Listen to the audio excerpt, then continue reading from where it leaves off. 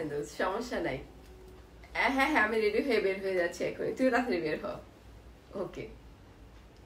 তোমাদের কত মজা, প্রতি সপ্তাহের সাথে বান্ধবী মিলে একসাথে দেখা করতে পারো। এটাই তো মজা, না হয়তো আন্তরিকতা থাকে। আর তোমরা কি লাস্ট তোমার ফ্রেন্ডের সাথে কখন দেখা করছো? 2 বছরের মতো মনে হয়ে গেছে। তুমি আসছো?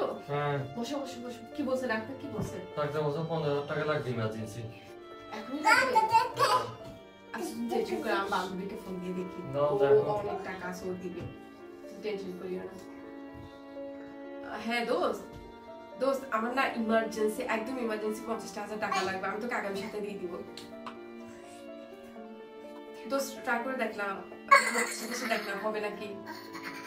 আমি আগামী সপ্তাহে দিয়ে দিব দোস্ত, একদম হবে না। আচ্ছা ঠিক আছে। আচ্ছা দেখি, আমার বন্ধু একটা আছে, ওকে একটু ফোন করে দেখি, ওর সাথে কথা হয় না।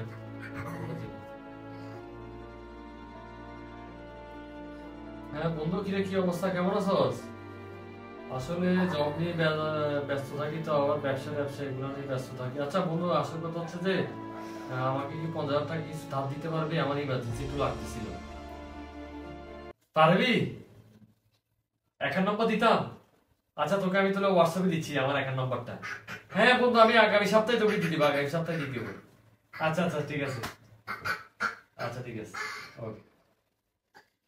দিবে? হ্যাঁ দিচ্ছি, আমাকে হোয়াটসঅ্যাপে দিতে বলছো আমার অ্যাকাউন্ট নম্বরটা। যাক।